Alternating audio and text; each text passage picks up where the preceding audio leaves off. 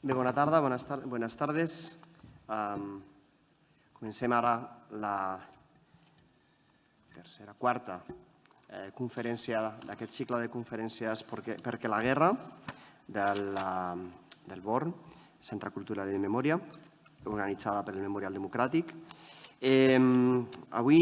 Hoy tenemos el honor y el placer de recibir a Carolina García Sanz, profesora titular de la Universidad de Sevilla y experta en algo que a mí sinceramente me interesa mucho, que es en la versatilidad como historiadora. Carolina es muy conocida dentro del ámbito historiográfico europeo, español, como historiadora fundamentalmente de la Primera Guerra Mundial. Es una de las mayores expertas que hay, desde luego, sobre la España durante la Primera Guerra Mundial, pero también sobre la cuestión de las neutralidades y de los países neutrales en los conflictos bélicos y, en particular, en la Gran Guerra.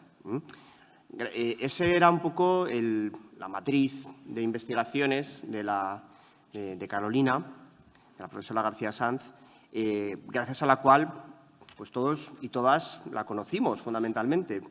Lo que ocurre es que, antes les decía, la versatilidad, el currículo de Carolina se ha ampliado en tiempos recientes con el estudio muy innovador, muy novedoso y muy rico y muy interesante de la cuestión fundamentalmente de las minorías. A partir de un proyecto de investigación y de un equipo de investigación capitaneado por ella y por María Sierra en la Universidad de Sevilla, están introduciendo en la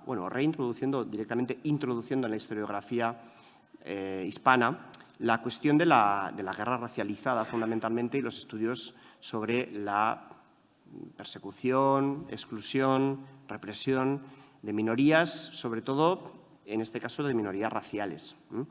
El equipo de investigación de Sevilla, que su primer proyecto se llamaba Ethnics, si no recuerdo mal, trabajó fundamentalmente sobre la exclusión de la población gitana en los relatos históricos españoles y, en general, en los estudios sobre la contemporaneidad, con algunos trabajos para mí determinantes, entre ellos los trabajos sobre el porragmos, sobre el holocausto desconocido, el holocausto olvidado, como se suele decir, que es el del pueblo gitano, el del pueblo romaní en Polonia, fundamentalmente durante la Segunda Guerra Mundial, y en otros territorios ocupados por la Alemania durante la Segunda Guerra Mundial. Ese es el motivo de su presencia hoy aquí. La profesora García Sanz viene desarrollando en los últimos años esta línea de investigación tan potente, tan radicalmente nueva en la historiografía española y tan enraizada con las historiografías europeas, estadounidenses, como es el estudio de la guerra racial, de la guerra racializada, de la construcción de las minorías raciales, de la racialización, de la construcción cultural de la raza, desde el estudio también, por supuesto, de su vinculación con la violencia y con la guerra.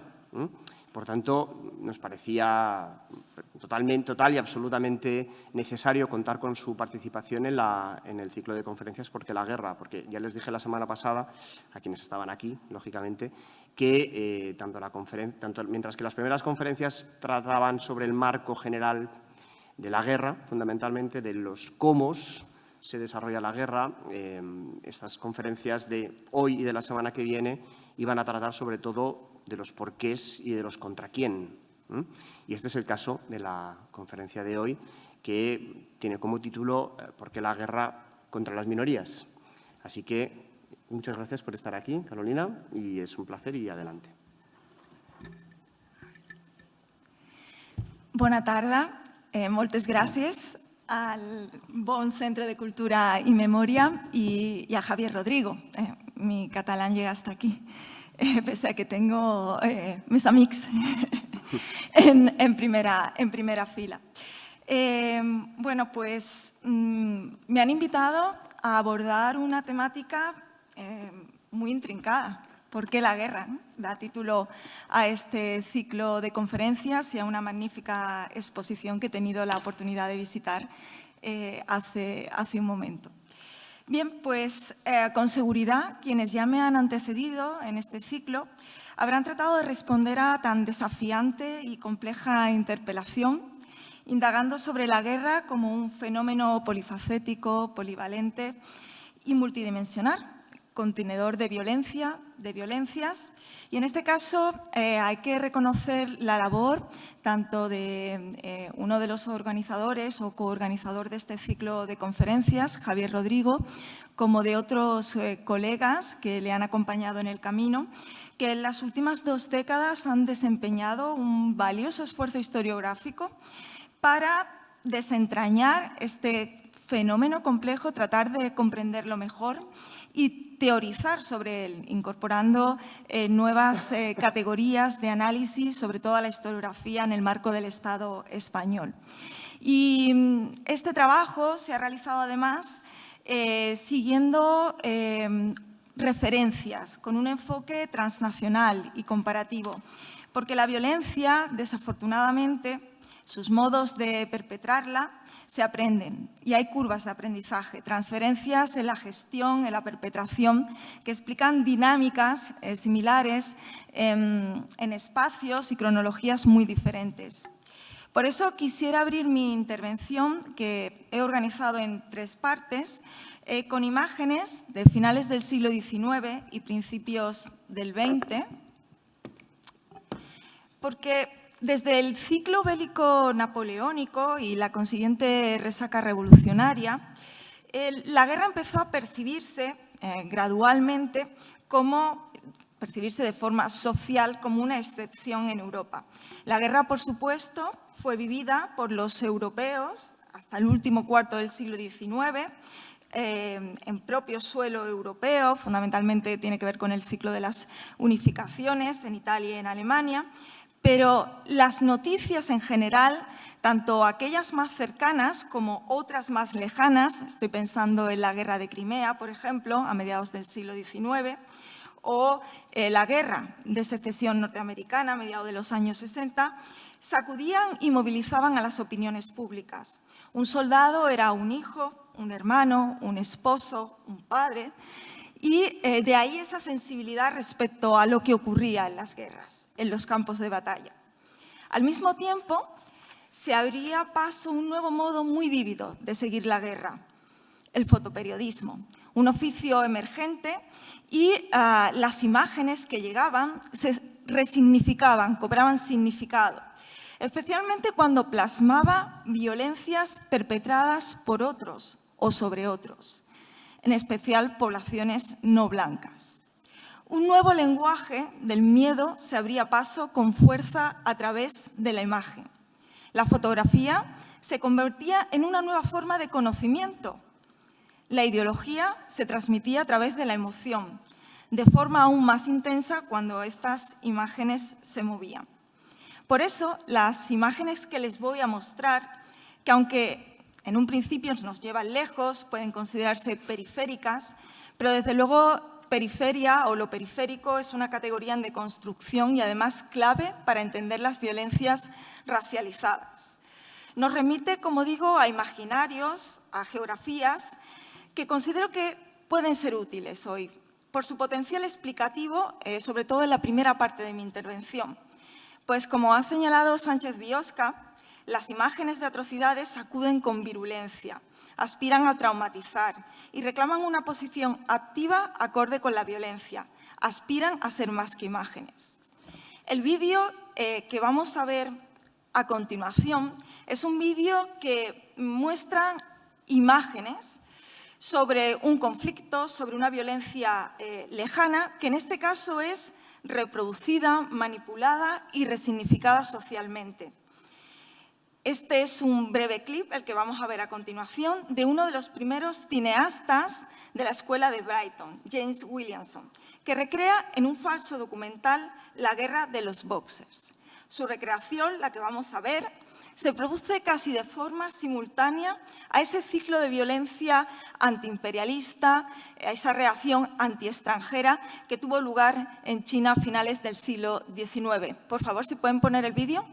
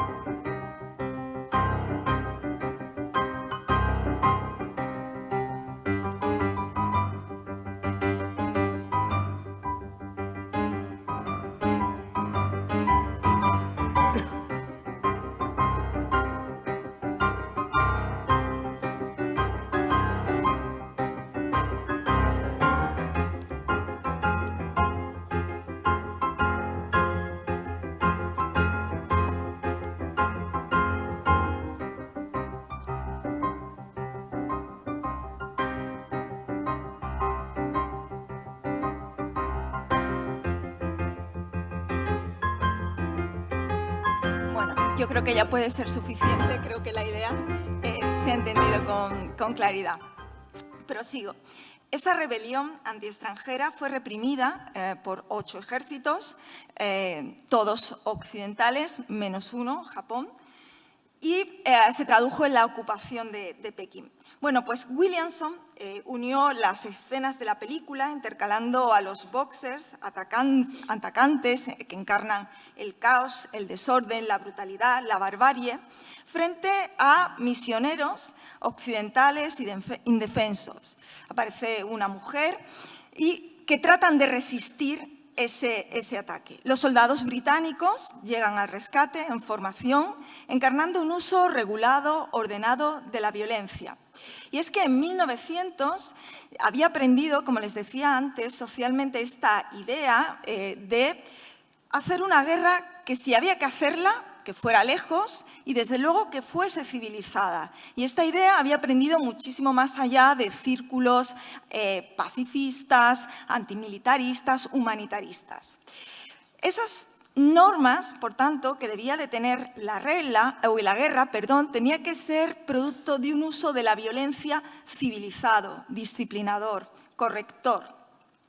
Y este discurso, evidentemente, se socializaba potentemente a través de imágenes en movimiento, un medio recién descubierto, 16, 24 fotogramas por segundo, cuyo atractivo para las masas amplificaba potencialmente la audiencia de determinados mensajes.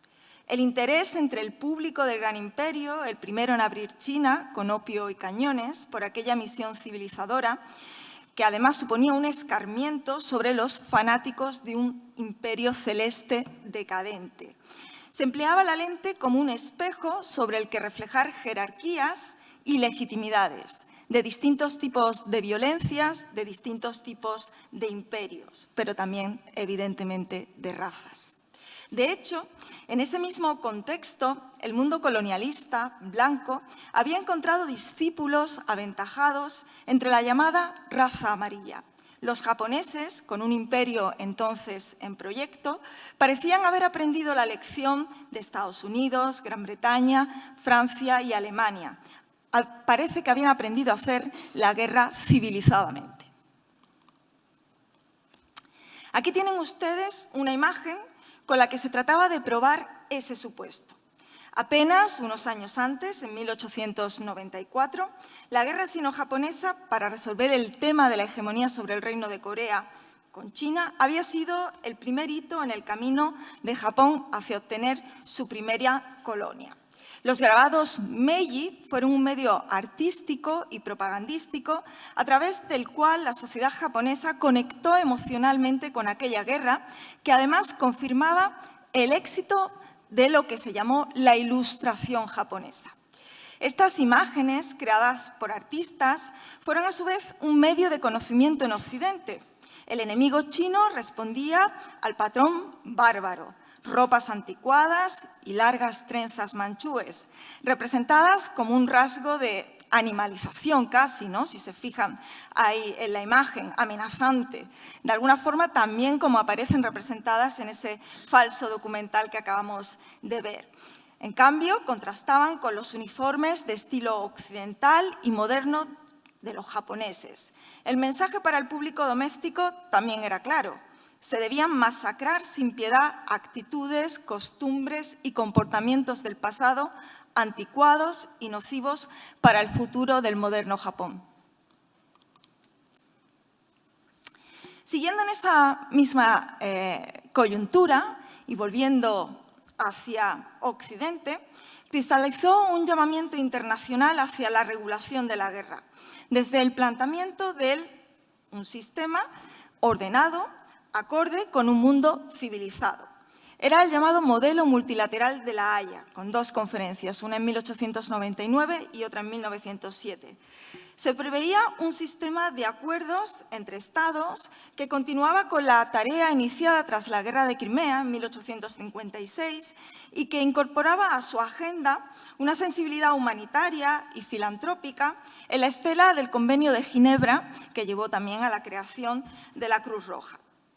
Este activismo humanitario había estado además en su origen conectado transnacionalmente con los movimientos transatlánticos antiesclavistas. Tienen ahí al empresario del acero estadounidense, Andrew Carnegie, poniendo la primera piedra en el acto fundacional del Palacio de la Paz en 1903.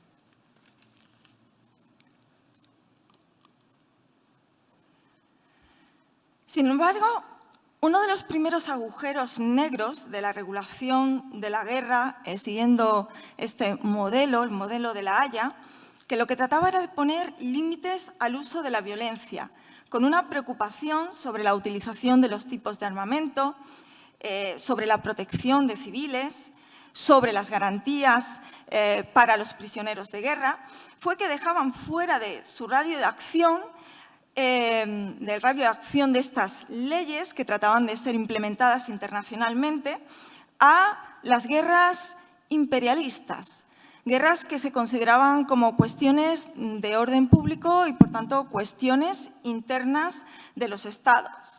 Es lo que una corriente teórica de estudio de las relaciones internacionales, pues una corriente evidentemente crítica, llama la inversión normativa, que se basa, ¿no?, esta inversión normativa en que la autoridad moral de los colonizadores, a partir de una cosmovisión darwinista, pues permite todo este tipo de violencias porque están justificados en función de una misión civilizadora. Allí, por ejemplo, en La Haya habían estado presentes delegados chinos que habían denunciado la ilegalidad de la ocupación extranjera tras la guerra de los Bóxers. Las demandas también de una alegación enviada por el rey de Corea, Gojon, denunciando la ilegalidad de ese proceso que habían iniciado los japoneses de anexión tras la guerra ruso-japonesa, tampoco encontró cobertura en ese espacio, ya en 1907. Así que aquí tienen además otros ejemplos que son tan conocidos como iluminadores. Fijémonos en las guerras que marcan los puntos de inicio y de cierre de esa línea cronológica paralela a las convenciones de La Haya, porque son 2 conflictos que se suelen identificar o a los que se les suele calificar de genocidios en cuanto a la violencia, lo que implica en números de civiles muertos, horquillas que además muchas veces, y esto es una cuestión también sobre la que me gustaría reflexionar, cuando hablamos de genocidio, lo que significa genocidio en cuanto a destrucción sistemática o intento de destrucción sistemática de un pueblo, de un grupo humano, en este caso, teniendo en cuenta el tema de la conferencia de hoy, pues por razones de raza, pero atravesado, evidentemente la raza es una construcción cultural y atravesado por otra serie de elementos que concurren en ellas, de tipo cultural. El tema de los números de de muertes, ¿no? La manera en que los genocidios o la aproximación a los genocidios se fija en las cifras, y realmente resulta escalofriante cuando en horquillas de repente nos encontramos de 300.000 a 1 millón de muertos. Cifras que varían no solo en miles, cientos de miles, incluso millones de personas, ¿no? Y en este caso, este rasgo definitorio, cuando se habla de los genocidios, de alguna forma tiene una serie de implicaciones éticas, ¿no? En la cuantificación del dolor humano, y también incluso en la jerarquización de los propios genocidios. Yo estaba reflexionando, viniendo hacia aquí, y de repente repasando, ¿no?, lo que tenía preparado, y decía, pues he caído en la misma trampa, porque hablando a lo largo de mi intervención hay números, ¿no? Pero sí que quiero suscitar esa reflexión. El primero de los conflictos. Me voy a referir a lo sucedido en el archipiélago filipino durante la guerra contra los Estados Unidos, la que siguió a la librada contra España, y que resulta muy revelador de las praxis de violencia racializada amparadas por el discurso del llamado imperialismo humanitario. La revista, el semanario Puck, ilustró claramente este concepto en una caricatura muy conocida, ¿no?, en la que el tío Sam extendía sus manos y le daba 2 opciones a los filipinos, la maestra blanca o bien el soldado con el rifle. Los métodos para contrarrestar las tácticas de la guerrilla filipina, métodos habituales en todas las guerras de contrainsurgencia, incluían el uso de la tortura, el asesinato de los prisioneros, el ataque sistemático a civiles, y aquí, pues, de nuevo, las cifras varían mucho, de 300.000 a 1 millón, ¿no? Fíjense, a los que se consideraban enemigos de la civilización, un término que se había utilizado, por ejemplo, para referirse a Cochise, ese líder indio, ¿no? De hecho, la guerra de Filipinas, como otros conflictos también sostenidos por Estados Unidos, suele ponerse o indicarse en esa curva de aprendizaje de las violencias empleadas contra los nativos americanos desde las llamadas guerras indias. Es decir, una correspondencia con las tácticas de tratamiento empleados contra los denominados salvajes. Los análisis del discurso existentes sobre este conflicto, centrados en los mensajes de los medios de comunicación estadounidenses, pero atendiendo también a documentos personales, correspondencia de los involucrados, también de los perpetradores, por supuesto, dan trazabilidad al empleo de un lenguaje degradante contra la población local, descritos como monos, recibiendo otro tipo de insultos raciales, y muy en líneas trazado también esa conexión con términos empleados por quienes defendían las posiciones esclavistas durante la Guerra Civil Americana. En el mismo plano se situarían las imágenes deshumanizadoras que salpican las revistas ilustradas, donde la población filipina, pues, aparece claramente bestializada. Perros, mosquitos.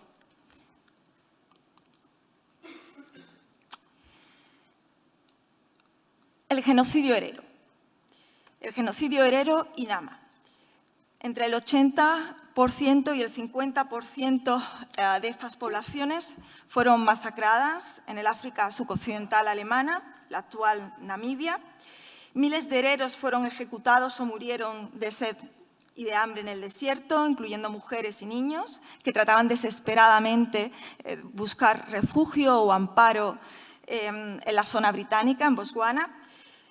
Aquellos que terminaron en campos de concentración fueron sometidos a condiciones letales de internamiento, trabajos forzados, y la tasa de mortalidad en estos campos, en algunos casos, ascendió al 70%. Pero es que además estos campos de muerte fueron centros recolectores de cráneos para ser estudiados en Alemania por la ciencia racializadora. Un genocidio, bueno, pues que formó parte durante mucho tiempo de esos genocidios olvidados o negados, pero que coetáneamente sí que generó un debate político, y también hay que decirlo, dentro de la propia Alemania, generando una crisis política importante. Entrando ya en la segunda parte de mi intervención, en relación a este punto ciego o ángulo muerto del modelo multilateral de regulación de la guerra, cuyos sistemas de garantías aplicaban sobre todo, no siempre aplicaron, pero la idea, ese era el proyecto, sobre todo al mundo de los blancos, identificados con la civilización, es necesario atender a otro proceso transnacional, que es paralelo y que, desde luego, es muy complejo y que es el que nos lleva al análisis de la construcción racista de la diferencia con potenciales efectos deshumanizadores y represivos para amplios grupos de población.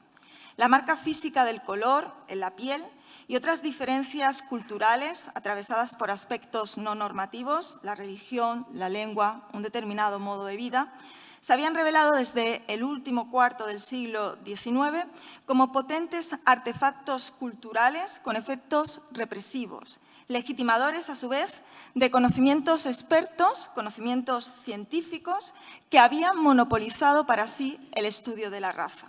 Estos saberes se extendieron globalmente con las proyecciones imperialistas del Estado-nación, pero impactaron también en esos centros emisores de ciencia racializada, sobre todo a principios del XX.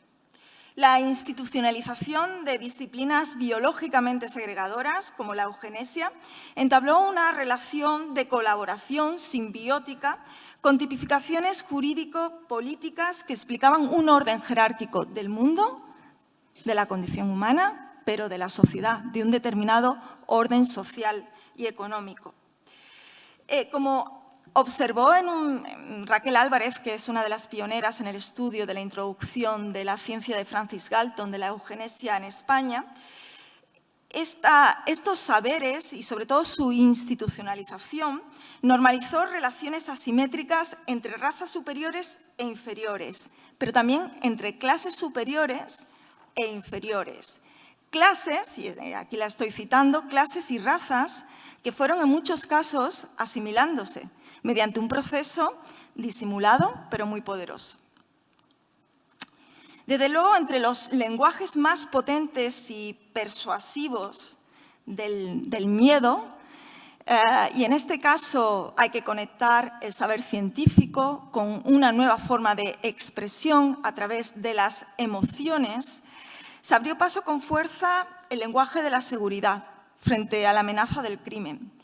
Esto performó regímenes de excepción no solo en sistemas autoritarios o digamos, formalmente constituciones demoliberales y luego con una praxis autoritaria, sino incluso en sistemas que se veían a sí mismos como la esencia del demoliberalismo, de su cuna, ¿no? De hecho, se han identificado dos formas principales en la que la comunicación de amenazas puede convertirse en un factor permanente en un sistema. El sistema puede estar permanentemente en alerta, en estado de alarma, se vuelve paranoico y ya no puede deshacerse de esa percepción de estar amenazado, bloqueando su propia vulnerabilidad con un estado de excepción permanente, como les digo. Pero también el sistema puede confiar en instituciones, en profesionales, a los que se les confiere dentro de la legalidad demoliberal poderes represivos discrecionales. La policía y el ejército son dos ejemplos muy claros, que son instituciones y actores nacionales, pero también nacionalizadores, y que se encargan selectivamente de normalizar y estandarizar estas amenazas. Este versátil proceso, acompañado de praxis racializadoras y represivas, reforzó transnacionalmente, por supuesto, los regímenes de excepción que habían estado ahí siempre vigentes en el mundo colonial, pero también naturalizó formas de punición racializada en las sociedades metropolitanas. Además, su sesgo biologicista adquirió significados cambiantes y de intensidad modulable, incluyendo otro tipo de sesgos espirituales, morales, según las geografías, cronologías, tradiciones, etc., alcanzando un fatal punto de fuga con las dos guerras mundiales. Y es que la Primera Guerra Mundial fue sobre todo una guerra entre imperios, una dimensión en la que se ha venido insistiendo muy recientemente, bueno, ya no tan recientemente, ¿no? Podríamos hablar del centenario, incluso un poco antes del centenario, pero bueno, hay trabajos, digamos, en esa estela, como los de Manela o Gerhardt, que claramente ponen el foco sobre esa interpretación en clave imperial y posimperial de ese conflicto, cuyos impactos, además, si se adopta este enfoque, desbordan con claridad la cronología clásica de la Primera Guerra Mundial asociada a 1914-1918. Las cifras de movilización de los grandes imperios aliados, Gran Bretaña y Francia, de nuevo identificadas con sistemas demoliberales, son estremecedoras y reveladoras. Millones de soldados y trabajadores no blancos fueron desplazados para actividades de logística y acciones de combate en el frente occidental, en la propia África, Mesopotamia y en Asia. Para el ejército británico se suele dar la cifra de 1,5 millones de hombres, ¿no? Añadiendo además cuerpos de trabajo como los de Sudáfrica, Egipto y Fiji, entre otros. El contingente indio, desde luego, fue el que aportó el grueso de esa cifra. También, por supuesto, destacaron los cuerpos coloniales franceses procedentes del sudeste asiático y de África, con 500,000 de hombres desplegados en distintos frentes, más de 400,000 miembros del cuerpo de tiradores senegaleses, también, por supuesto, de tiradores marroquíes y argelinos que fueron desplazados. A este frente también se desplazaron cientos de miles de trabajadores chinos. Reino Unido reclutó a unos 100.000 trabajadores, siendo Francia el segundo reclutador, contando además estos dos estados con centros de reclutamiento en la propia China continental. La guerra en África, la estrategia de la guerra en África, el uso que hacen los alemanes de la población local, cuerpos como los askaris y lo que eso también implica, no solamente las representaciones del conflicto en África de acuerdo a esta tensión, ¿no? Binómica que estoy trazando en mi intervención. Bueno, todos ellos atravesaron experiencias claramente racializadoras en los discursos y praxis de los ejércitos en los que se integraron. Los reclutadores en algunos territorios se ha acreditado emplearon claramente la coacción, sino casi siempre. Estos trabajadores, ya no los soldados, sino los que fueron desplazados, padecieron largas y penosas travesías a Europa, hacinados en barcos, en condiciones pésimas. El caso más claro es el de los trabajadores chinos, expuestos a ataques submarinos. Experimentaron las condiciones más duras en los barracones de trabajo, pero también en las trincheras. Sufrieron aislamiento social, padecieron las barreras lingüísticas. Es decir, toda una serie de historias que contribuyen a esas historias nacionales de la guerra, que son olvidadas, pero que al mismo tiempo hay una doble violencia en ese olvido. También, por supuesto, cabría mencionar algo que me acaba de venir ahora, los imperios multiétnicos. Me estoy centrando, he puesto mucho el foco sobre Gran Bretaña, Francia, he hablado de Alemania en África, pero lo que supuso la movilización, en este caso, de la población romaní dentro del imperio austrohúngaro. Y incluso dentro de la población romaní en los Balcanes y quienes que lucharon contra Austria, pues existen datos acreditados que ya en la Primera Guerra Mundial algunos prisioneros serbios, creo recordar, 45, pues sirvieron para experimentos médicos, en este caso por parte de Austria. Sin embargo, como les decía, esa dimensión imperial se mantuvo de una forma interesada y durante mucho tiempo relegada a la nota a pie de página de las historias de la guerra, ya que la Gran Guerra se explicó tradicionalmente como una guerra entre naciones. Y cuando las campañas, por ejemplo, en África, Asia o el Medio Oriente adquirían protagonismo en el relato de la historia, fundamentalmente la historia militar, lo hacían para glorificar o levantar mitos, leyendas personales, que pasaron a formar parte, además, de los panteones nacionales. El famoso Lawrence de Arabia, von Letton-Borbeck en África, von Niedemeyer con las insurrecciones en el mundo árabe y sobre todo más que árabe islámico en general, con su intervención sobre Afganistán, son algunos de los ejemplos más célebres.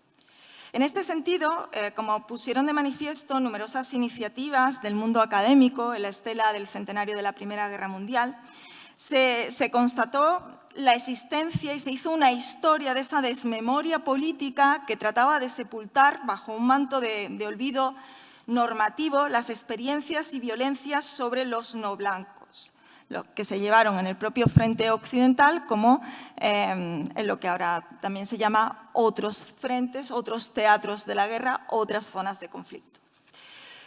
Relacionado con estos pasados complejos, la historia de la contribución extraeuropea no blanca implica confrontar, como acabamos de ver, un pasado racista cuya transversalidad no permite acotar bandos fácilmente. De hecho, desafía la narrativa general en muchos aspectos de la intervención aliada y de la causa justa. La imagen que devuelve ese espejo incómodo se sigue instrumentalizando al servicio de intereses políticos y estratégicos. Voy a poner algún ejemplo más conectado con la Primera Guerra Mundial, África en este caso, y también sus consecuencias, ¿no?, para la historia del siglo XX. Por ejemplo, en África, el papel desempeñado por la Unión Sudafricana, en lo que supuso la consolidación del poder afrikáner, producto de la reconciliación de la élite política y militar británica con los Boers, con el papel de líderes militares como Smuts o Van Deventer. Además de lo que esto supuso para los regímenes de apartheid, el propio mandato sudafricano después de la guerra sobre Namibia, que también permite contextualizar mejor o buscar orígenes de una larga y sangrienta guerra librada entre los ejércitos namibio y sudafricano que duró durante décadas, del 60 al 90. En este mismo escenario africano, Ruanda y Burundi, anteriormente parte del África Oriental alemana, se convirtieron en mandatos belgas, con lo que eso implicaba. Vámonos al otro bando, ¿no? Dirijamos la mirada hacia el Imperio Otomano. De los más de 20 millones de súbditos que tenía el sultán, 5 millones murieron. El 18% de los musulmanes anatolios cayeron producto de bajas militares, hambrunas, enfermedades, además de ser víctimas de la propia desorganización otomana y de la incapacidad del mando otomano para imponerse las decisiones estratégicas del Estado Mayor alemán. También aquí se tendría que hablar de esos otros juegos del hambre, más allá del gran bloqueo británico contra las potencias centrales, el hambre en Centroeuropa, contra las poblaciones centroeuropeas. El bloqueo francés en el Mediterráneo oriental se cobró la vida de más de 500.000 de personas. 1 de cada 7 sirios pereció. Las cifras varían muchísimo. Como les digo, como estoy pecando de la misma crítica que hago a este tipo de aproximaciones. Pero sin duda el genocidio armenio, perpetrado por el Imperio Otomano, constituye pues, uno de los agujeros negros más conocidos de ese ciclo fatal de destrucción iniciado en 1914, más conocido ahora. Y además es un ejemplo también de lo que se llaman los usos geopolíticos de la memoria. Alrededor del 90% de los armenios fueron deportados, masacrados, convertidos a la fuerza al Islam o exiliados más allá de las fronteras de lo que luego sería esa nueva Turquía. Cifras, bueno, pues entre 600.000, más de 1 millón de personas, que fueron ejecutadas o que murieron desde 1915 en marchas de la muerte, en aquellas marchas de la muerte. De 1912 a 1924, los no musulmanes en toda Asia Menor pasaron de representar un 20% a menos del 5% de la población total. El 24 de abril de 1915 se convirtió en la fecha conmemorativa que ya desde 1919 los armenios de Constantinopla, los que quedaron, organizaron una conmemoración y erigieron un monumento en honor a las víctimas. Evidentemente aquello ya no tendría lugar más adelante y además quedaría proscrita en la Turquía de Atatürk. Después del Tratado de Lausana en 1923, por el que se zanjaba la cuestión armenia, de la misma forma que se habían dirimido las nuevas fronteras de la descomposición del Imperio Otomano, la conmemoración del 24 de abril se mantuvo, pero se internalizó en la comunidad armenia y en su diáspora. Sin embargo, las conmemoraciones cercanas en el centenario de la guerra en 2015 mostraron también los perfiles de una auténtica geopolítica de la memoria que va cambiando, de esas reapropiaciones de la memoria y al mismo tiempo de esos olvidos persistentes en torno a determinados tipos de violencia. Mientras que en Turquía su recuerdo pues, se encontró con el negacionismo oficial. De hecho, se señala que se llegó a trasladar la conmemoración de Galípoli del 25 al 24 de abril. En la República de Armenia, evidentemente, por el contrario, pues, se convirtió en uno de los ejes de su política exterior durante todo este ciclo conmemorativo. En otros lugares, especialmente en algunos países como Francia, se insistió en el reconocimiento de un genocidio que había sido olvidado durante mucho tiempo. Y también hay que tener en cuenta el papel que tiene, en este caso, la Fuerza Naval francesa en el rescate de algunos grupos de armenios que pudieron sobrevivir. Estos legados complejos de la Primera Guerra Mundial, asociados al tratamiento de las minorías, desde luego traspasaron los debates sobre la naturaleza del nuevo orden mundial que se iba a construir y que se negoció en París en 1919 y que además inspiró a la Sociedad de Naciones. En los últimos años, desde la influyente obra sobre el momento wilsoniano de Manela o la posterior de Mulligan sobre las representaciones de una gran guerra por la paz, se ha atendido mucho al impacto global del pensamiento humanitario y de la figura de Wilson en las luchas antiimperialistas.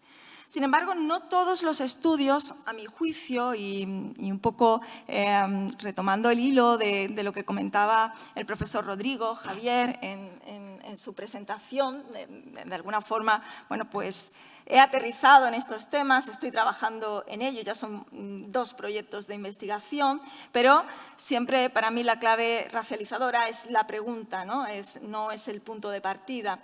Y desde mi sensibilidad o la sensibilidad historiográfica que he podido desarrollar en estos últimos años, a mi modo de ver, y lo digo con total humildad y no es falsa modestia, sino es la constatación de un hecho, ¿no? De un aterrizaje historiográfico que he hecho. No han prestado el mismo interés sobre la variable racializadora en la ecuación de las violencias coloniales. Es decir, esa clave interpretativa que está ahí, tiene muchas capas de lectura, pero a mi modo de ver no se ha puesto lo suficientemente en el centro. Respecto a situaciones que se crearon con la modificación de las fronteras, la fragmentación de los imperios multiétnicos en Europa y, sobre todo, como digo, los discursos políticos, las iniciativas, las negociaciones que estuvieron detrás de ellas. Y es que 1919, como año que se suele calificar de año de resentimiento, de expectativas no cumplidas después de un sacrificio en términos humanos y materiales tan descomunal, también fue el del racial y entre los propios vencedores. La delegación japonesa, que entró en guerra con sus aliados, fundamentalmente era aliada de Gran Bretaña, entró dentro de la Entente. Gran Bretaña era su aliada tradicional en el Pacífico e interpretó en el otoño del 14 que tenía que estar en esa guerra. Bien, pues la delegación japonesa propuso una cláusula de igualdad racial en la que las partes se comprometían a otorgar lo antes posible a todos los ciudadanos de los estados firmantes un trato igual y justo en todos los países, respetando y no haciendo distinciones ni de hecho ni de derecho por razón de raza, también de nacionalidad. La oposición más férrea a la cláusula provino de Gran Bretaña y de Estados Unidos, del presidente Wilson. Se consideró que la cláusula podría afectar a las leyes de inmigración aprobadas en California, Canadá o en los dominios de Australia y Nueva Zelanda. De hecho, en 1919 votaron a favor China, Francia, Italia, Grecia, Brasil, Serbia y Checoslovaquia. Y Wilson entendió que si no tenía un voto unánime, aquella iniciativa pues, era una iniciativa fallida. Llegando ya a la tercera y última parte de mi intervención, permítanme que dé con esta imagen un salto temporal a enero del 32 y que viaje lejos de Ginebra. Precisamente fue en el verano de ese mismo año cuando se produjo el intercambio más significativo en la relación epistolar entre Albert Einstein y Sigmund Freud, quienes, inquietos ante una paz cada vez más amenazada, reflexionaban sobre la violencia y la condición humana. Su correspondencia más tarde se publicó con el título de ¿Por qué la guerra?, que hace suyo esta exposición, este ciclo de conferencias y en torno a lo que tratamos de reflexionar o aportar. Pues, como señaló alguien que va a intervenir en este ciclo, José Manuel Núñez Seixas, hace ya más de 20 años, de la complejidad y relevancia que revistió la cuestión minoritaria dentro de la sociedad de naciones, puede dar una muestra el hecho de que hasta 1923 su Consejo dedicó un 15% de las reuniones a esta cuestión, a las minorías. Y en 1933 más del 50% de las reuniones se dedicaron a asuntos de minorías ya en plena, como señala Núñez Seixas, descomposición del sistema. De hecho, la imagen que tienen aquí es una prueba, volviendo otra vez a Oriente, de esa descomposición del sistema. La invasión de Mukden por parte del ejército ya imperial, ya Japón había construido, tenía su colonia y estaba buscando construir su imperio. Y no era retórico, ¿no?, hablar del imperio de Japón. En septiembre de 1931 es una fecha clave. Comenzó la cuenta atrás hacia un nuevo ciclo bélico global con consecuencias humanitarias catastróficas que sería atravesado por la memoria del Holocausto en Europa o de los llamados democidios en Asia. Con este acto, entre otros, se culminaba un proceso de desvinculación con el multilateralismo o la diplomacia cooperativa que, bueno, hemos visto aquí que nunca terminó de funcionar demasiado bien y que además tenía esa gran excepción que habían tratado de retomar los vencedores en 1919. La crisis del 31 en Asia se saldó con la salida de la Sociedad de Naciones de Japón en el 33, poco después lo haría la Alemania nazi y sería seguida más tarde por Italia. De hecho, si seguimos la cronología asiática para la Segunda Guerra Mundial, pues hablamos de la Guerra de los 15 años, ¿no? El ciclo bélico comenzó con la ocupación japonesa de Manchuria. Matsuoka Yosuke, jefe de la delegación de Japón ante la Sociedad de Naciones y que sería además posteriormente ministro de Asuntos Exteriores entre el 40 y el 41, antes de abandonar airadamente la sala, la Sociedad de Naciones, en ese acto de abandono, cuando se trataba la cuestión de Manchuria, realizó un discurso donde denunciaba la hipocresía de ese organismo. Y, según Buruma, comparaba a Japón con Jesucristo, crucificado por la opinión pública internacional. Y es que las flagrantes conculcaciones del derecho internacional por parte de Japón en el pasado no habían sido amonestadas en la misma medida ni internacionalmente. La violencia ejercida a nivel interno sobre la población coreana durante la Primera Guerra Mundial, atravesada un discurso racializador, se entendía como un acto de policía para mantener el orden público. La Primera Guerra Mundial coincidió con el periodo de mayor expansión de la Kempeitai, esa famosa policía política japonesa, y se extendió en Corea. Hay un mapa, no los he traído aquí porque ya eran demasiadas imágenes, que es muy indicativo, muy revelador de cómo se forjó también ese aprendizaje, esa curva de aprendizaje de la Kempeitai. Aquí tienes unas imágenes documentadas por el periodista canadiense Frederick Arthur Mackenzie entre 1907 y 1919 para denunciar lo que estaba sucediendo ante la opinión pública internacional y, sobre todo, muy vinculado a lo que eran los movimientos pacifistas, humanitaristas, también de corte cristiano, a las organizaciones presbiterianas en el mundo anglosajón, que habían irrumpido con mucha fuerza en Corea. Bueno, pues todas estas imágenes, artículos favorables en potentes plataformas como el New York Times y el Times, con argumentos legales y morales contra la ocupación japonesa, no fue suficiente para contrarrestar el discurso higienista japonés, cuyos expertos y etnógrafos presentaban a los coreanos como ignorantes, vagos e incapaces de modernizarse.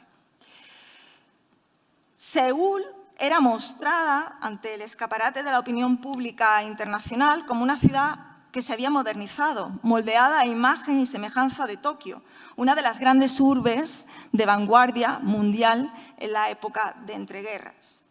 Los japoneses no entendían por qué en 1932 había que poner fronteras o límites territoriales a un discurso que había servido para afianzar su poder en el pasado.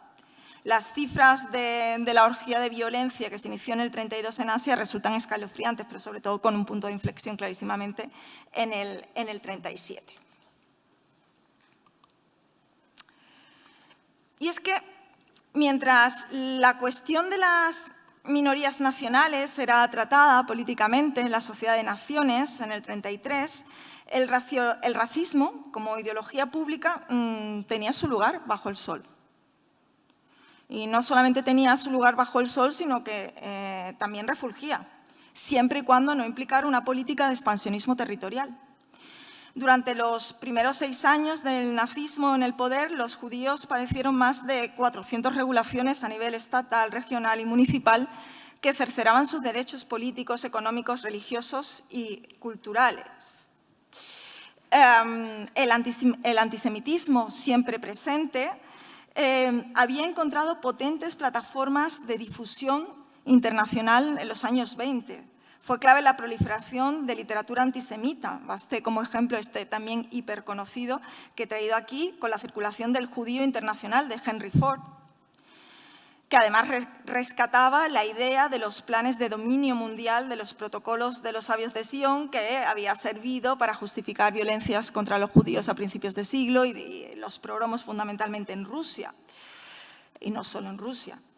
La revolución, de hecho, en ese país en 1917 y las nuevas correlaciones entre prejuicios cristianos, discurso eugenésico, reforzaron programas políticos que defendían leyes excepcionales para los judíos. Entre 1933 y el 34 se limitó la participación de los judíos en la función pública alemana. Se restringió el número de estudiantes en escuelas y universidades. Se les prohibió participar en espectáculos. En 1935, las leyes de Nuremberg de pureza racial marcan un punto de inflexión. Se les despoja de la ciudadanía y además se les prohíbe matrimonios, relaciones con arios. Se desmanteló la memoria de los soldados judíos que habían participado en la Primera Guerra Mundial y que habían caído por Alemania.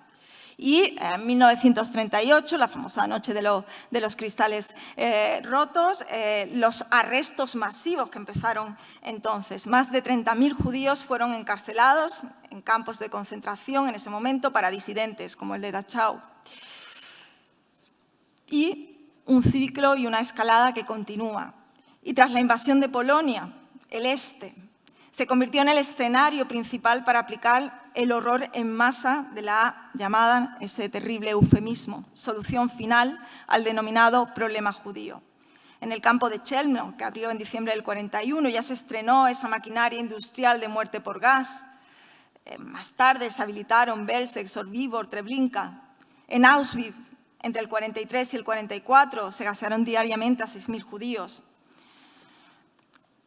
el 65% de la población judía que vivía en Europa, es una cifra, como 6,5 millones de judíos murieron en este ciclo, de ellos más de 2,5 millones en estos campos del horror y de la vergüenza. La misma maquinaria se puso al servicio del exterminio de la población romaní. La solución final supuso un terrorífico broche, o trató de ser un terrorífico broche, para formas rutinarias de gobernanza racializada que en toda Europa se les venía aplicando a esta población de forma naturalizada. La estigmatización del gitano, y en este caso el gitano entre comillas, porque es un tipo creado, un tipo criminal. No podemos dar, yo siempre insisto, aunque las consecuencias las hubiera la población etiquetada como tal, no podemos dar por buena esa correlación étnica entre etnia y criminalidad, que es lo que hicieron y que es lo que se naturalizó.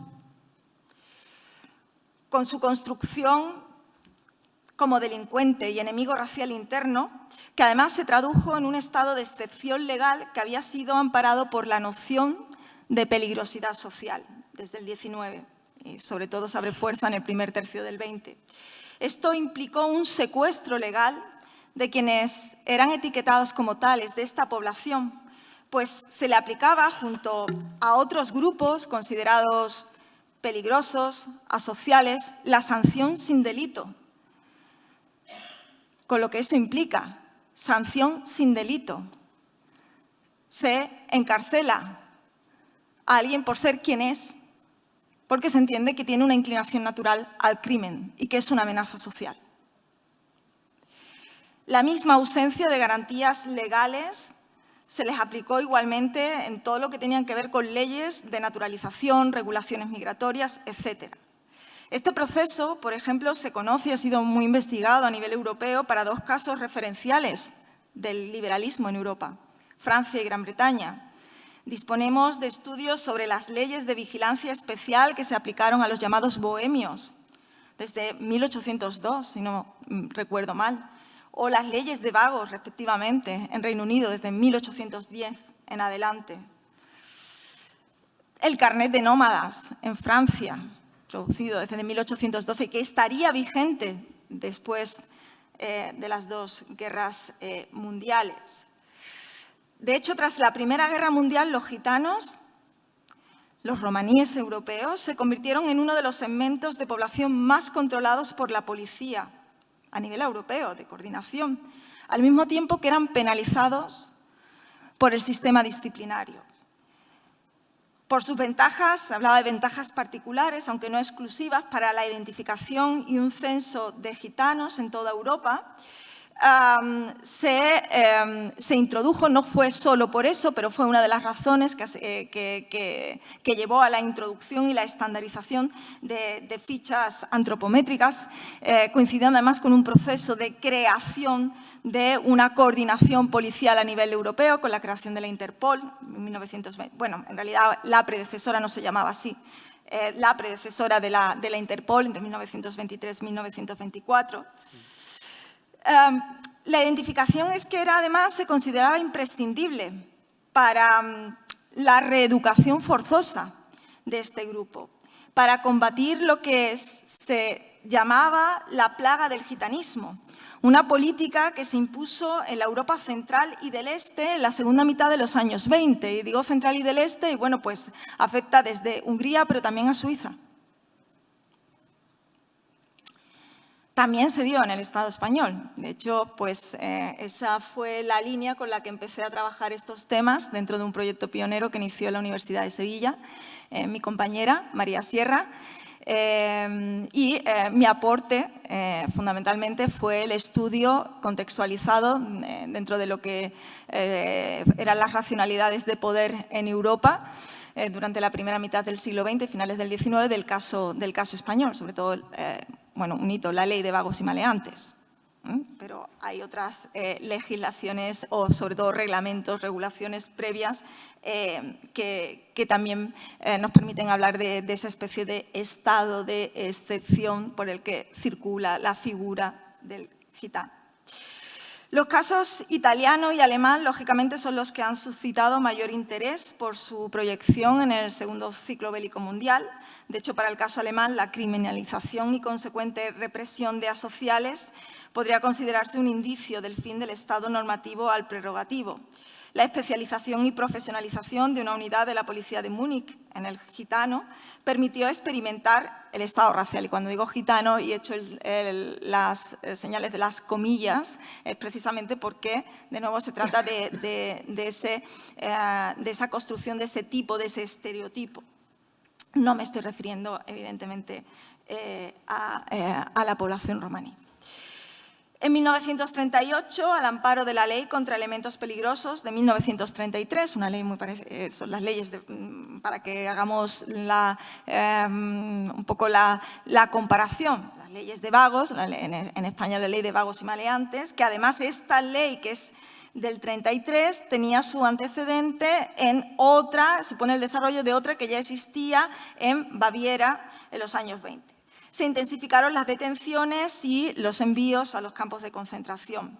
Las teorías eugenésicas del psiquiatra Robert Ritter, con la evaluación de la salud hereditaria, reforzaban la disolución de las fronteras entre esa domesticación disciplinaria que se había normalizado en el caso de esta población, la esterilización y el exterminio físico. En el complejo de Auschwitz se realizaron experimentos médicos con miles de romaníes. Las cifras, bueno, pues de nuevo, ¿no? Esa horquilla de la vergüenza, como yo la califico, ¿no? Porque miles, cientos de miles, ¿no? Parece que la cifra más aceptada, pero nunca lo podremos saber, y sobre todo cuando se trata de genocidios u holocaustos no olvidados, sino negados, como este. Medio millón.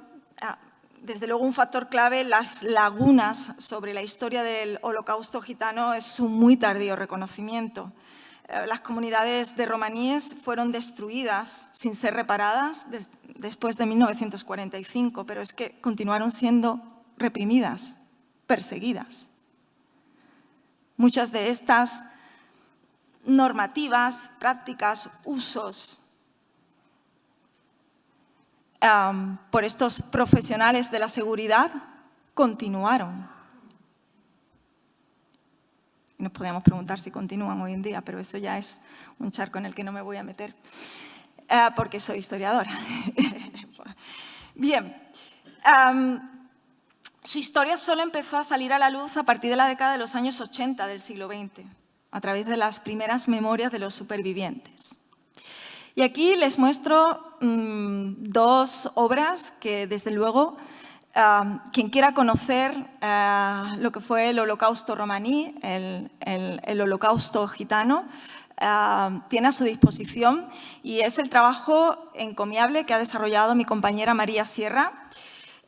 Dos obras que son dos magníficas formas de conocer, como digo, este holocausto, de aproximarse a la memoria a través de testimonios de los supervivientes. Y tienen ahí, María editó en español las memorias de Filomena Franz, que fue la primera mujer romaní en publicar sus memorias. Holocausto gitano, además, acaba de publicar en inglés. Hay una versión en inglés de esta obra, donde la investigación histórica aborda los aspectos conflictivos en relación a las políticas del olvido. Incluye, además, relatos de mujeres y hombres de diversos orígenes y edades que son estudiados con una gran sensibilidad historiográfica, la sensibilidad que tiene María, pero que además cruza las historias de vida, el enfoque biográfico con la historia de las emociones. No me resisto a no recomendar un documental que además ha merecido numerosos premios en festivales, bueno, premios en numerosos festivales, que surge a partir de la edición precisamente en español de esas memorias entre el amor y el odio, una vida gitana, de Filomena Franz. Filomena publicó sus memorias en 1985.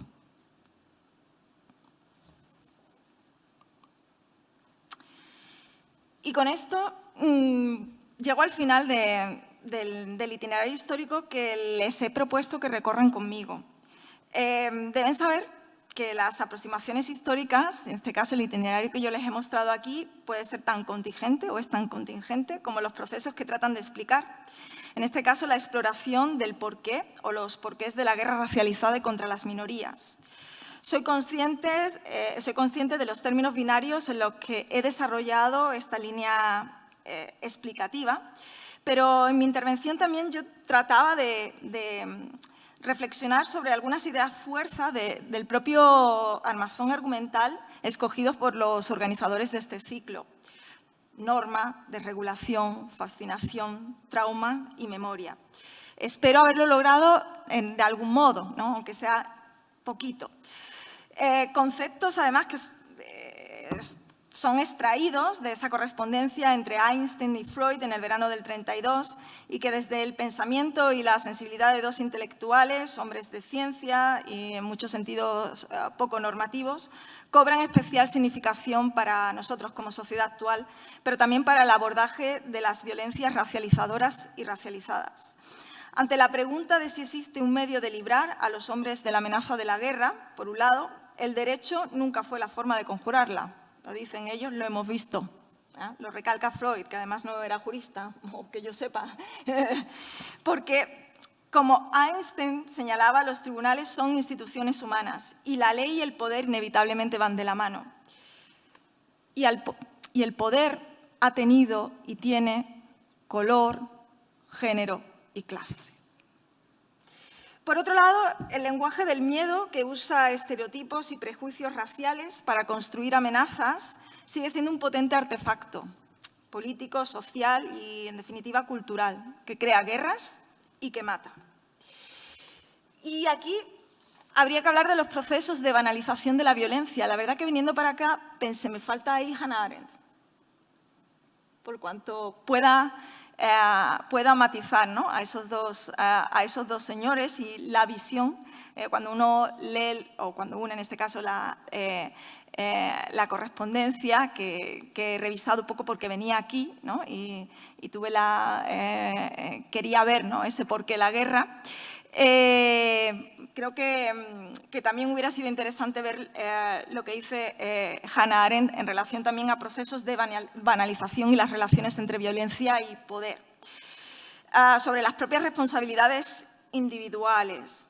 Y aquí señalaría lo que, y lo voy a conectar, ¿no? con algo que se ha venido a llamar la paradoja del entretenimiento, ¿no? en la industria concentracionaria, en los campos de concentración nazi, ¿no? en relación al uso, por ejemplo, de los instrumentos musicales en los campos, ¿no? Están las memorias de Simon Lax, que bueno, pues dirigía la orquesta de Auschwitz, ¿no? Y él testimoniaba, ¿no? en Melodías de Auschwitz cómo oficiales de la SS se emocionaban con la música de los prisioneros, en ocasiones incluso tocaban junto a ellos y de tanto en tanto desaparecían, ¿no? y aquí literalmente, para quemar a unos cuantos miles de gitanos y después también a unos miles de checos. No sé, quizás vengan al caso, ¿no? y con esto voy a cerrar, ¿no? esas palabras de Einstein, ¿no? de que el hombre lleva dentro de sí una pasión latente por el odio y la destrucción y es una tarea comparativamente fácil llamarla a jugar y elevarla al poder de una psicosis colectiva. Muchas gracias por su atención.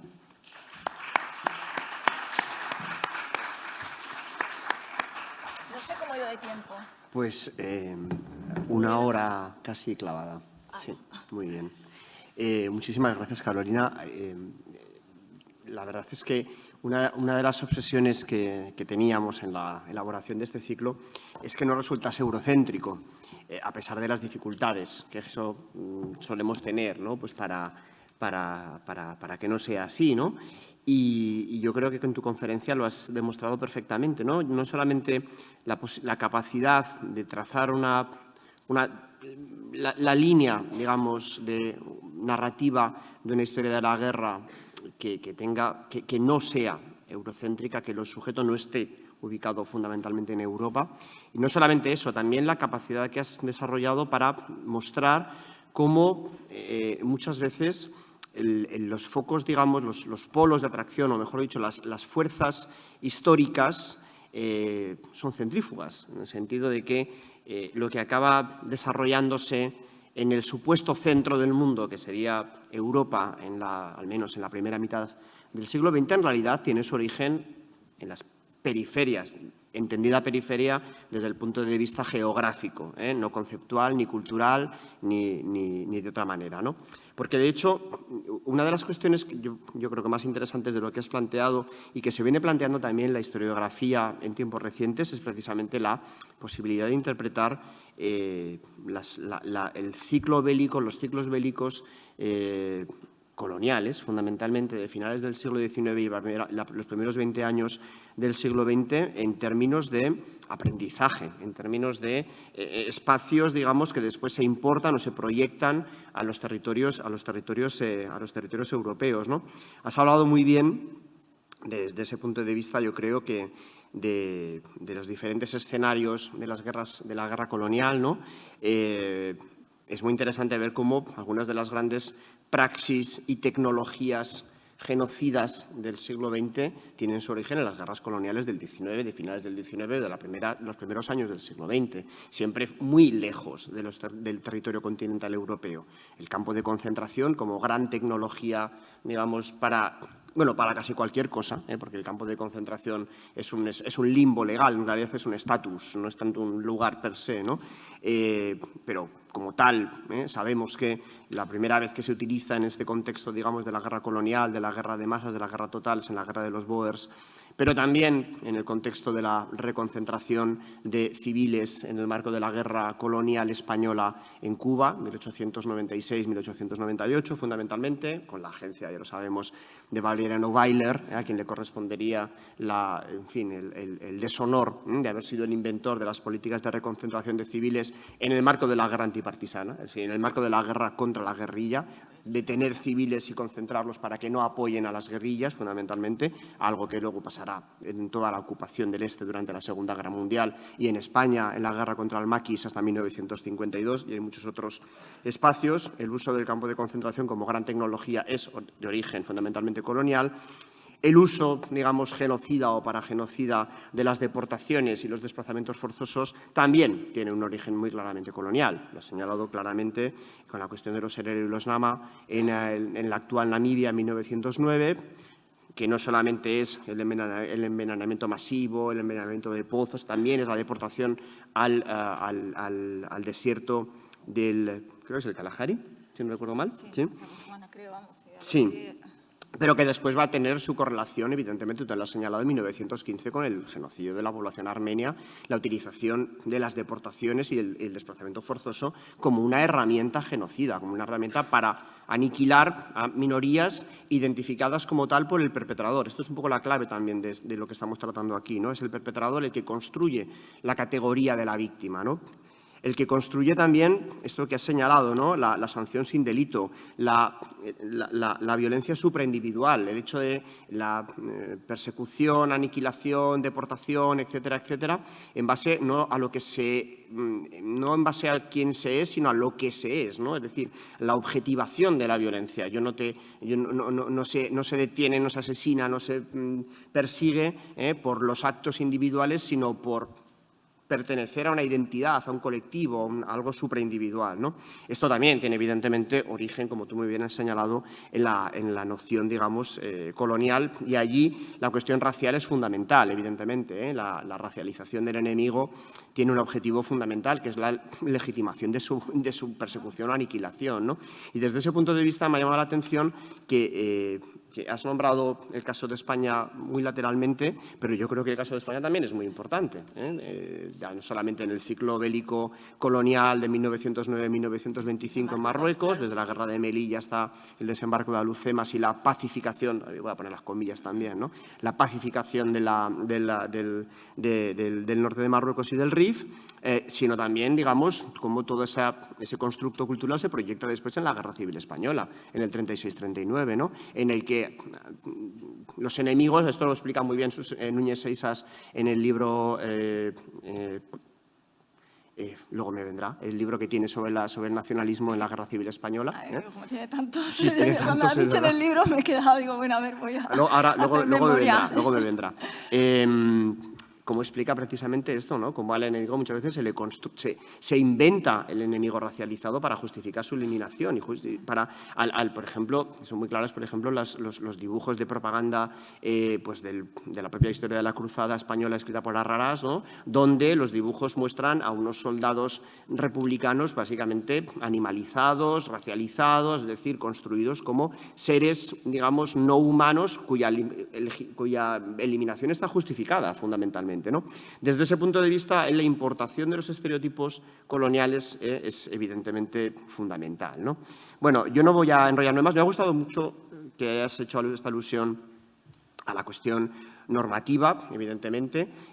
Una de las claves, yo creo, que de la historia de la guerra es la imposibilidad de su normativización, ¿no? Y de su regulación. Todos los intentos de normativización y de regulación siempre han sido a posteriori, ¿verdad? Después de las grandes masacres, Crimea, la Primera Guerra Mundial, la Segunda Guerra Mundial, se ha intentado poner, digamos, leyes que controlen, racionalicen, normativicen, regulen las guerras, pretendiendo de manera bastante ingenua que se pueda regular algo tan caótico y tan ultraviolento como es la guerra. Evidentemente, esto es la historia de un fracaso. No hace falta reconocerlo, no hace falta insistir en ello, y yo creo que tú lo has señalado de una manera muy pertinente. ¿De acuerdo? Voy a abrir un turno de preguntas de unos 10 minutos aproximadamente. Después Carolina tiene que marchar a Sevilla, por lo cual pido intervenciones, evidentemente, cuantas se deseen, pero un poquito más breves que la mía, a ser posible. Gracias. Sí, me disculpo, pero es que tengo que volver y tengo que coger un avión. Sí. Me disculpo, me hubiera gustado ser más breve. Yo pensaba que iba a hablar 45 minutos. ¿Quién quiera intervenir? Puedes responder, Nani, mientras tanto. Bueno, si pues quieres, sí. efectivamente, el caso de España. No quería ser, no sé cómo decirlo, ombliguista, localista, pero las guerras de Marruecos. Las guerras de Marruecos. Y el hecho de que también, y en esto quizás Javier, ¿no? Que tú que vienes trabajando, yo he trabajado sobre la guerra, pero desde otro tipo de perspectivas, como has señalado, ¿no? La de la neutralidad sobre las violencias, ¿no? Las violencias. Creo que esa clave racializadora está, pero no ha sido abordada de una forma sistemática por la historiografía española, como sí en otros casos y en otras historiografías. En el caso de la Guerra Civil, no sé si te referías al libro de Núñez Seixas, que no he leído. Hay el último que ha publicado en inglés, no, que es sobre el folclore y tal, que lo vi, tenía un pintaza, como las cosas que hace, y pensé que me iban a interesar muchísimo. Fuera el invasor se llama. Fuera el invasor. Vale, sí. Vale.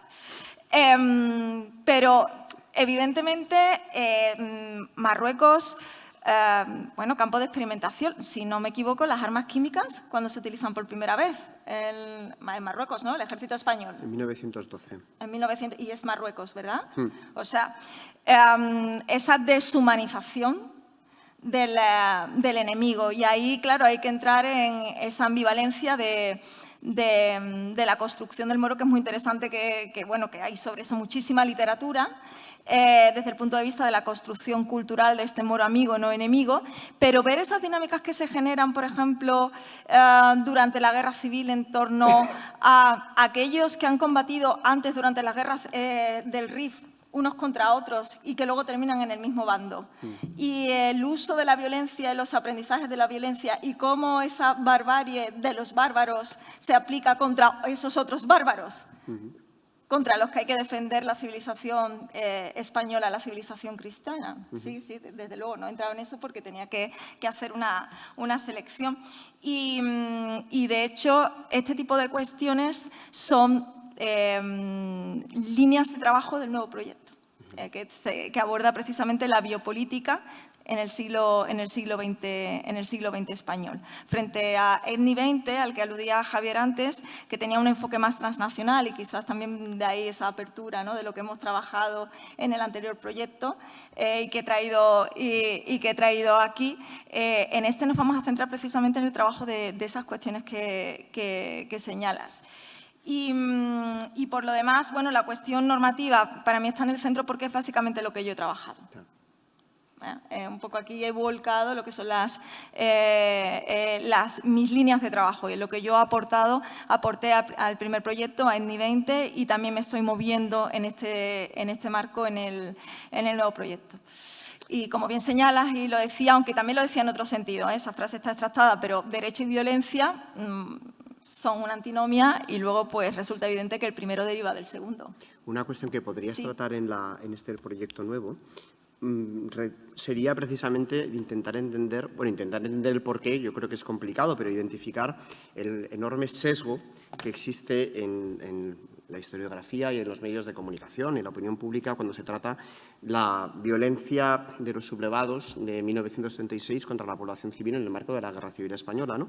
En la que muchas veces se explica los mecanismos fundamentalmente de ocupación por parte de las columnas del Ejército de África en clave precisamente racializada, ¿no? Es decir, violan a mujeres porque son marroquíes, ¿no? Asesinan de manera más cruel porque son... Claro, eso muchas veces primero tiene una construcción racial detrás, por supuesto, de estereotipos y de sesgos fundamentalmente, pero ojo, también sirve para esconder otros tipos de responsabilidades, primero de las tropas del Ejército de África, que no son extranjeras ni marroquíes, que son españolas, evidentemente, y luego también las cadenas de mando y responsabilidades que hay detrás de todo eso, donde no hay, digamos, población marroquí, fundamentalmente las cadenas de mando del ejército sublevado, del ejército que no es ni tan siquiera ejército, en julio y agosto del 36, que cuando se llevan a cabo el 80% de las masacres de población civil en el territorio que se subleva en 1966, esas cadenas de mando que son las que están dando pábulo y justificación y además construyendo, digamos, el marco de impunidad para esas praxis, digamos, de ocupación que implican asesinatos en caliente, violaciones de mujeres, etcétera, etcétera, bueno, pues suponen, digamos, la construcción de un perpetrador que esconde a otro perpetrador, que es el que da la orden, el que manda y el que proporciona, proporciona el marco político, militar, jurídico, etcétera, etcétera, ¿no? No me enrollo con esto, pero es interesantísimo ver cómo siempre se ha señalado al moro como el violador, y es particularmente violenta la guerra del 36 porque está el moro en el campo de batalla, ¿no? Y ahí, yo tengo muchos amigos entre el hispanismo británico, por lo cual no voy a decir nombres, pero sabemos perfectamente quién lo ha desarrollado, porque los hispanistas británicos lo han desarrollado todos, el estereotipo precisamente racial con el Ejército de África. No sé si estás de acuerdo. Sí, absolutamente. Las dos cosas. Primero, como África como campo de experimentación de las violencias que se llevan a cabo en la guerra civil, y luego un discurso que en realidad forma parte de estas formas de resignificar y de esa violencia. Es decir, cuando hablamos un poco de ese proceso que yo he señalado con el Extremo Oriente, el salvaje y demás, es lo mismo, es la resignificación de quienes han aprendido. Totalmente. Es el mismo proceso.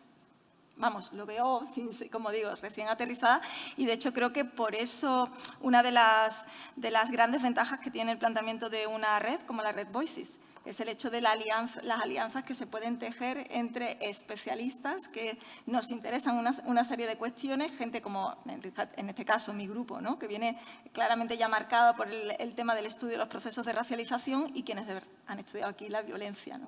Que son grupos y han construido la historiografía de la perpetración en España.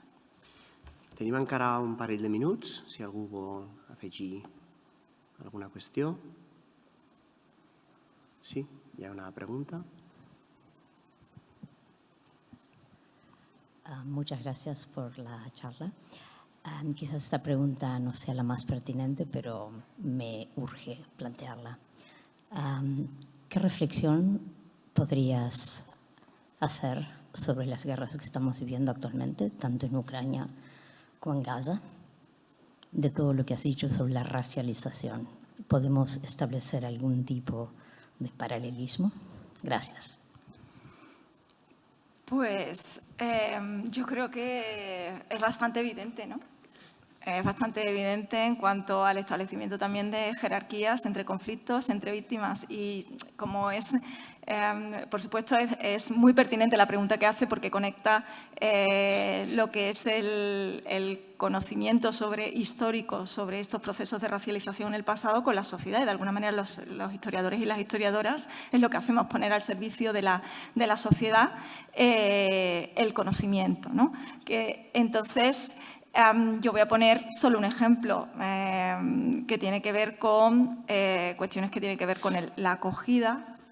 Con la acogida, en esto Javier también puede hablar mucho, el tema de la movilización en torno a la solidaridad y el deseo de acoger a ucranianos.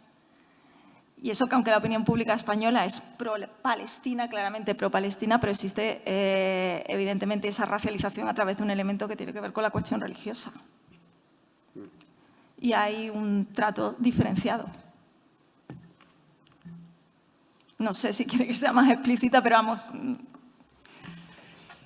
Malauradament no tenim temps per continuar amb... Ho dic perquè està trucant el taxi, per tant, no és que sigui una cosa, no és que sea yo que me lo estoy inventando, es que está llamando el taxista. Sí, no hay problema. Muchas gracias, Carolina. Ha sido verdaderamente un placer tenerte hoy aquí y escucharte. Informo al públic que la setmana que ve, la propera xerrada de la Laura Muñoz Encinar de la Universitat de Barcelona sobre les guerres contra les dones en el segle XX, fonamentalment, que ella és, a més d'historiadora, és arqueòloga i, per tant, portarà també una perspectiva multidisciplinar. No es farà en aquesta sala, sinó que es farà en l'edifici al costat. Hi haurà cartells, per tant, qui vingui la setmana que ve, que siga a la fletxa, perquè es farà en l'edifici del costat, perquè en aquesta sala hi ha un altre tema. En qualsevol cas, moltíssimes gràcies per estar aquí avui, us espero la setmana que ve i moltíssimes gràcies, Carolina, per tu xerrar d'avui. Moltes gràcies.